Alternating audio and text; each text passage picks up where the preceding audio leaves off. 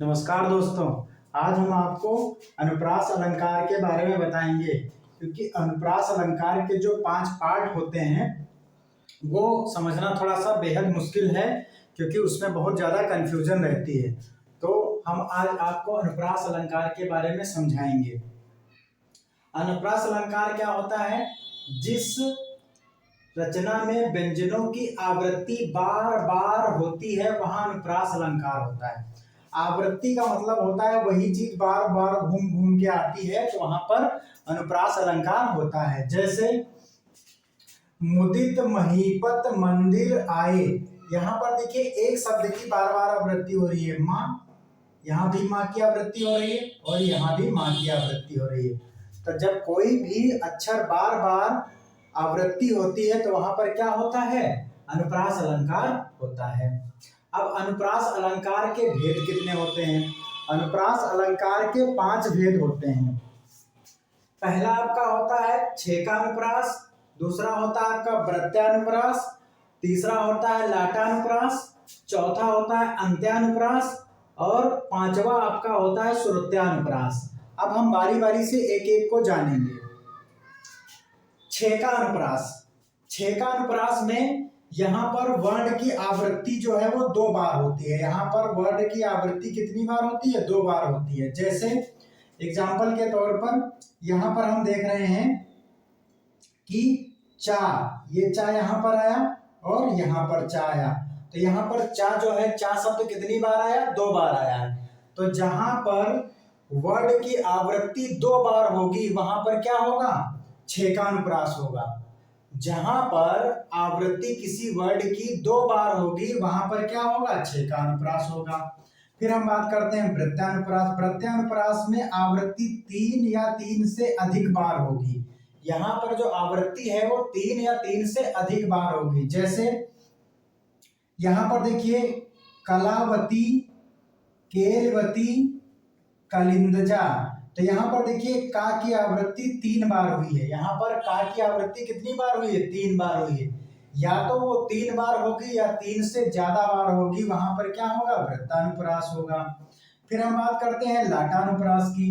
तो लाटानुप्रास में क्या होता है?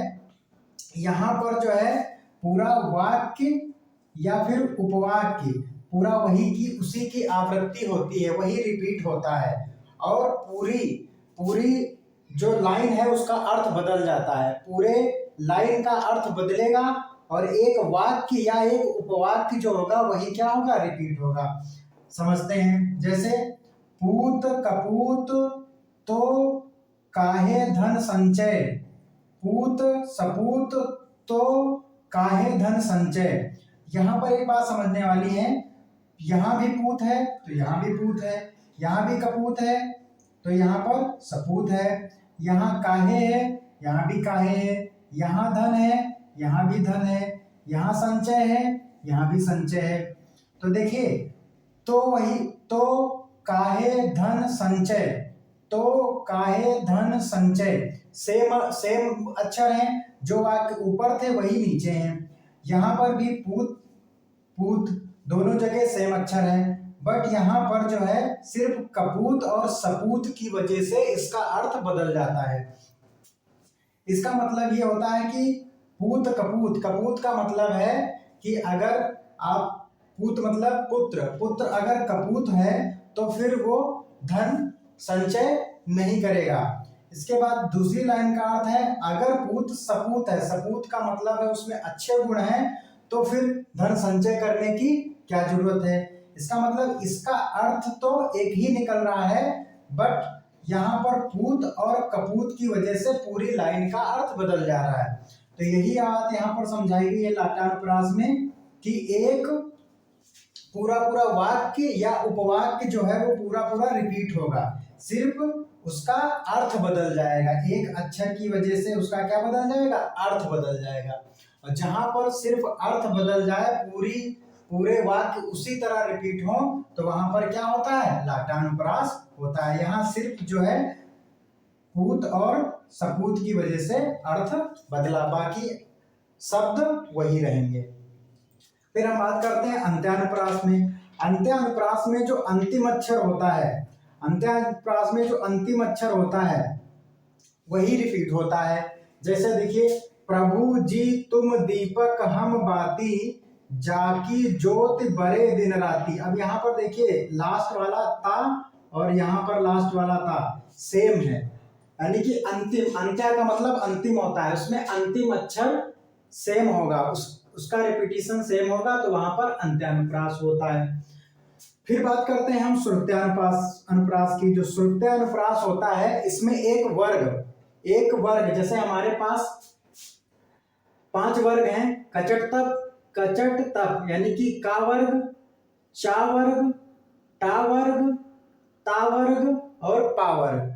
का वर्ग में का, खा, गा, घा अंगाते हैं, चा वर्ग में चा, छा, जा, झा इयाते हैं, और टा वर्ग में टा, ठा, डा, ढा अड़ाते हैं, ता वर्ग में ता, था, दा, धा नाते हैं, और पा वर्ग हमारा होता है पा, फा, बा, भा, मा। तो इसमें एक वर्ग ही रिपीट होगा, ज्यादातर इसमें वर्ग जो होगा वो ता वर्ग रिपीट होगा। क्या होगा आपका? ता वर्ग की आवृत्ति होगी ज्यादातर। जैसे, और ता वर्ग को आप माधुर्य वर्ग की आवृत्ति कहते हैं, यानी कि इसे माधुर्य वर्ग भी बोला जाता है। उदाहरण पे हम समझेंगे, जैसे दिनांत था दीनानाथ डूबते, सधेनु आते ग्रह गाल बाल थे। दिनांत था दीनानाथ डूबते, सधेनु आते ग्रह ग्याल बाल थे। तो यहां पर देखिए दा, ना, ता, था, दा, ना, था, ता, यानी कि यहां पर एक वर्ग के अक्षरों का रिपीटेशन होगा। देखिए यहां पर ता, था, दा, धा, ना, इसमें देखिए सब ता वर्ग के ही अक्षर हैं। दा, ना, ता, था, दा, ना, था, ता, यानी कि सिर्फ दंत वर्ग के ही अधिकतर अक्षर हैं। तो इसलिए यहां पर क्या होगा? श्रुत्यानुप्रास होगा। तो श्रुत्यानुप्रास समझ में आया होगा। अब हम इसको एग्जाम में कैसे करेंगे, कंफ्यूजन कैसे दूर करेंगे, तो आइए कुछ समझते हैं एग्जाम्पल की तरफ से। एग्जाम में कैसे करें, जैसे हमने एक एग्जाम्पल लिया है, कालिंदी कूल कदम्ब की डारन। हमेशा ऑप्शन से करेंगे तो आसानी होगी करने में। जैसे अब इसमें ना ऑप्शन को हम चेक करेंगे, पहला ऑप्शन जैसे मेरा क्या है, वृत्तानुप्रास। तो वृत्तानुप्रास की अभी हमने आपको परिभाषा बताई कि जिसमें 3 या 3 से अधिक बार जो वर्ड की आवृत्ति होगी वहां पर क्या होगा? वृत्तानुप्रास होगा। आप यहां पर हम चेक कर सकते हैं,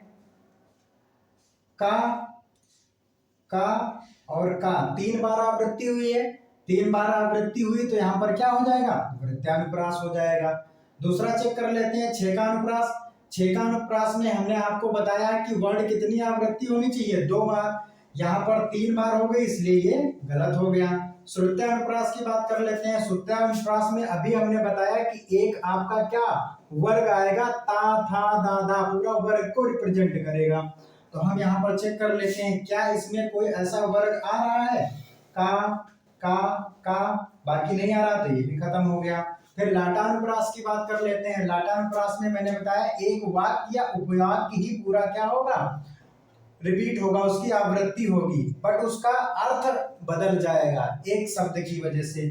तो जैसे इसमें देखिए, पूत काहे धन संचय, पूत काहे धन संचय, ये सेम अर्थ थे, सिर्फ सपूत की वजह से इसका अर्थ बदल गया।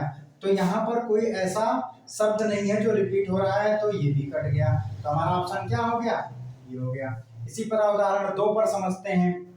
इस करुणा कलित हृदय में, अब इसमें 4 ऑप्शन है, चारों ऑप्शन चेक कर लेंगे। जैसे मान लो पहले हम लाटानुप्रास चेक करते हैं, तो लाटानुप्रास में वाक्य और उपवाक्य का रिपीटेशन होगा, इसमें कहीं किसी वाक्य उपवाक्य का रिपीटेशन नहीं हो रहा है, इसलिए ये गलत हो गया। श्रुत्यानुप्रास में बात करते हैं तो एक वर्ग की बात होगी, ता, था, दा, धा, ना, तो इसमें कहीं ता, था, दा, धा, ना नहीं आ रहा है, कहीं भी ता, था, दा, धा, ना एक वर्ग नहीं रिपीट कर रहा है, इसलिए श्रुत्यानुप्रास नहीं होगा। फिर हम बात करते हैं छेकानुप्रास की। छेकानुप्रास की परिभाषा बताया है कि कोई वर्ड कितनी बार हो? 2 बार हो, इसमें चेक करते हैं क्या 2 बार है, का 1 बार ये हो गया, का एक बार ये हो गया, यानी कि 2 बार है, इसलिए ये 6 का अनुप्रास हो गया। वृत्तानुप्रास चेक कर लेते हैं। वृत्तानुप्रास में क्या होता है, 3 से अधिक बार। इसमें 3 से अधिक बार नहीं हुआ है, इसलिए ये गलत हो गया। तो इसलिए हमेशा इसको ऑप्शन से करेंगे। ऑप्शन से जब करेंगे तो आसानी होगी आपको, आसानी से आप जो उसको ऑप्शन को निगलेक्ट कर पाएंगे। धन्यवाद।